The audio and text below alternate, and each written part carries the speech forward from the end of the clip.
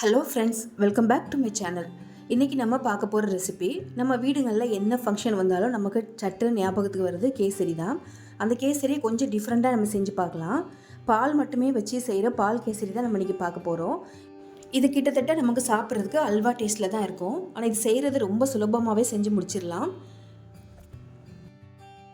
வீடியோக்குள்ளே போகிறதுக்கு முன்னாடி என்னோடய சேனலை சப்ஸ்கிரைப் பண்ணாதவங்க மறக்காமல் சப்ஸ்கிரைப் பண்ணிக்கோங்க. வாங்க இப்போ இந்த பால் கேசரி எப்படி செய்கிறதுன்னு பார்க்கலாம். ஃபஸ்ட்டு நம்ம முந்திரி பருப்பு திராட்சையெல்லாம் நம்ம வறுத்து எடுத்து வச்சுக்கலாம். அதுக்கு நம்ம 2 ஸ்பூன் அளவுக்கு நெய் சேர்த்துக்கலாம். கூடவே அதே அளவுக்கு எண்ணெய் சேர்த்துக்கோங்க. எண்ணெய் நெய் ரெண்டுமே பாதி பாதி எடுத்துக்கோங்க. உங்களுக்கு நெய் மட்டுமே போதுன்னா நீங்கள் நெய் மட்டும் கூட சேர்த்து செய்யலாம். இப்போ இந்த நெய்யும் எண்ணெய் ரெண்டும் சூடானதும் ஒரு கைப்பிடி அளவுக்கு முந்திரி பருப்பு சேர்த்துக்கோங்க. இப்போ இதை லைட்டாக ஃப்ரை பண்ணிவிட்டு இப்போ இது கூட ஒரு 2லேருந்து 3 ஏலக்காவை தட்டி சேர்த்துக்கோங்க. உங்கள்கிட்ட ஏலக்காய் பவுடராக இருந்தால் நீங்கள் லாஸ்ட்டாக நீங்கள் செய்யும்போது கூட நீங்கள் சேர்த்துக்கலாம். எனக்கு முழுசாக இருந்ததுனால தட்டி நான் அந்த முந்திரி பருப்பு கூடவே ஃப்ரை பண்ணியிருக்கேன். இப்போ இது ஓரளவுக்கு ஃப்ரை ஆகி வந்ததும் கூடவே காஞ்ச திராட்சை சேர்த்துக்கோங்க. நீங்கள் காஞ்ச திராட்சை முந்திரி பருப்பு ரெண்டும் ஒரே சமயத்தில் போட்டிங்கன்னா முந்திரி பருப்பை விட காஞ்ச திராட்சை சீக்கிரமாக வறுபட்டுரும், சீக்கிரமாக அப்புறமா கருகிடும். அதனால் பாதி அளவுக்கு நமக்கு முந்திரி பருப்பு ஃப்ரை ஆனதுக்கப்புறமா காஞ்ச திராட்சை சேர்த்துட்டு இதை மாதிரி வறுத்து தனியாக எடுத்து வச்சுக்கோங்க.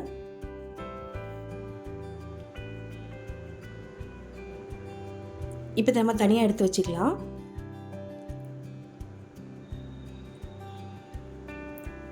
இப்போ அதே நெய்யில் நம்ம 1/2 கப் அளவுக்கு ரவை சேர்த்துக்கலாம். சேர்த்துட்டு இதையும் நல்லா வறுத்து எடுத்துக்கலாம். இது ஏற்கனவே வறுத்த ரவை தான், அதனால வாசனை வரும் மாதிரி ஒரு நிமிஷம் மட்டும் வறுத்தா போதும். ரொம்ப நேரம் வறுக்கணும்னு அவசியம் இல்லை.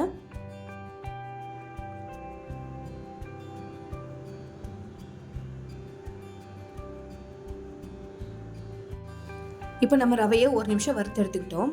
இப்போ இது கூட நம்ம பால் சேர்த்துக்கலாம். ஏற்கனவே காய்ச்சி ஆற வச்சு பாலை சேர்த்துக்கோங்க. 1/2 கப் அளவுக்கு ரவை சேர்த்துருக்கோம், அதுக்கு 2 கப் அளவுக்கு பால் கரெக்டாக இருக்கும்.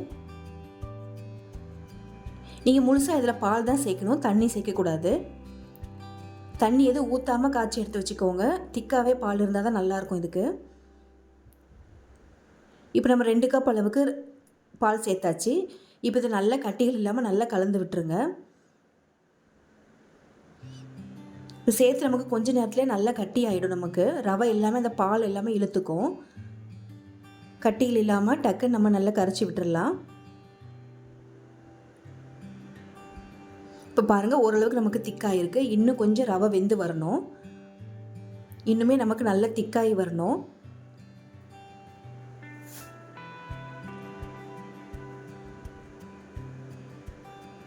இப்போ பாருங்கள், நமக்கு நல்லா இறுகி வந்திருக்கு. நமக்கு நாம் இதுக்கு திக்கான பால் நம்ம சேர்த்து செய்கிறதுனால இது சாப்பிட்றதுக்கு ரொம்ப க்ரீமியாக ரொம்ப நல்லாயிருக்கும். இப்போ பாருங்கள், இப்போ நமக்கு ரவை நல்லா வெந்து நல்லா சுருண்டு வந்திருக்கு. இந்த சமயத்தில் நம்ம இந்த கேசரிக்கு தேவையான அளவுக்கு நம்ம சர்க்கரை சேர்த்துக்கலாம். நம்ம இன்றைக்கி 1/2 கப் அளவுக்கு ரவை எடுத்துருக்கோம், அதுக்கு 1 கப் அளவுக்கு சர்க்கரை கரெக்டாக இருக்கும். உங்களுக்கு ரொம்ப இனிப்பு வேண்டாம் அப்படின்னு தோணுச்சுன்னா ஒரு 3/4 கப் அளவுக்கு சேர்த்துக்கலாம். 1 கப் அளவுக்கு நமக்கு கரெக்டாக இருக்கும் நமக்கு. இப்போ சேர்த்துட்டு இதை மறுபடியும் நல்லா கலந்து விட்டுருங்க. சர்க்கரை எல்லாமே நல்லா மெல்ட் ஆகி வரணும்.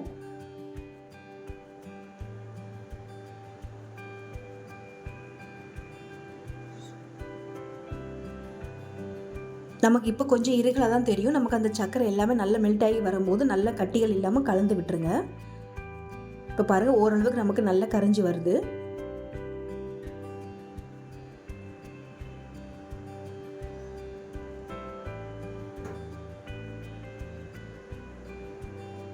இப்போ பாருங்கள், நம்ம நல்லா கலந்து விட்டுட்டோம். நமக்கு சர்க்கரை எல்லாமே நல்லா கரைஞ்சி வந்திருக்கு. இந்த சமயத்தில் நம்ம எடுத்து வச்சுருக்க குங்குமப்பூ பால் நம்ம சேர்த்துக்கலாம். நம்ம இது கலருக்காக தான் சேர்க்குறோம். இது நீங்கள் ஆப்ஷனல் தான் உங்களுக்கு. நீங்கள் குங்குமப்பூ சேர்க்க விருப்பப்படலைன்னா கொஞ்சமாக ஃபுட் கலர் சேர்த்துக்கோங்க, எல்லோ கலர் சேர்த்துக்கோங்க. இப்போ பாருங்கள், நமக்கு இந்த குங்குமப்பூவும் சேர்த்துட்டு இதை நல்லா கலந்து விட்டுருங்க.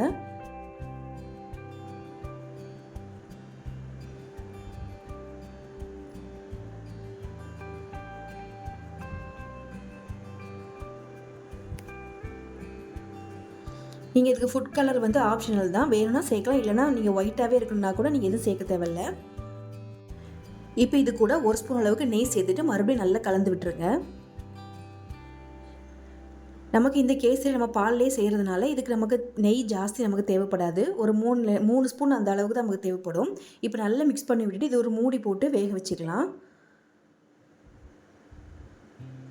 இப்போ பாருங்கள் நமக்கு இந்த அளவுக்கு நமக்கு சுருங்கி வந்திருக்கு. இப்போ இந்த சமயத்தில் நீங்கள் எடுக்கிறதா இருந்தால் கூட எடுத்துடலாம். இல்லை இன்னும் நமக்கு அந்த கேசரி மாதிரி இன்னும் கொஞ்சம் இறுகலாக வரணும் அப்படின்னா இன்னும் கொஞ்சம் நம்ம வேக விட்டுடலாம்.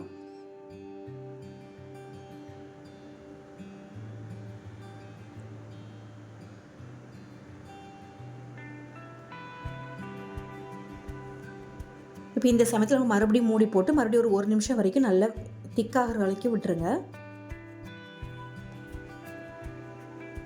இப்போ பாருங்கள் நமக்கு நல்லா இந்த அளவுக்கு நமக்கு வெந்து நல்லா சுருங்கி வந்திருக்கு. இந்த அளவுக்கு நமக்கு இருந்தால் போதும்.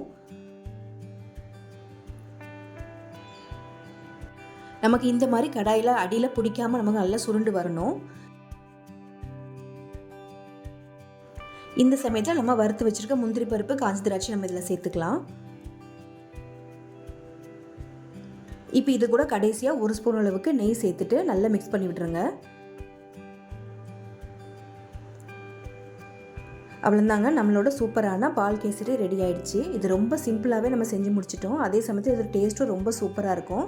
கண்டிப்பாக நீங்கள் கேசரிக்கு பதிலாக நார்மலாக நம்ம கேசரி செய்வோம்ல, அதுக்கு பதிலாக இது ஒரு வாட்டி ட்ரை பண்ணி பாருங்கள். கண்டிப்பாக அடிக்கடி செஞ்சு சாப்பிடுவீங்க.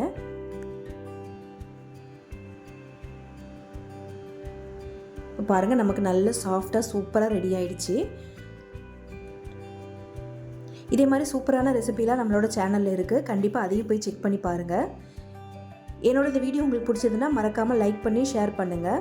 தேங்க்ஸ் ஃபார் வாட்சிங்.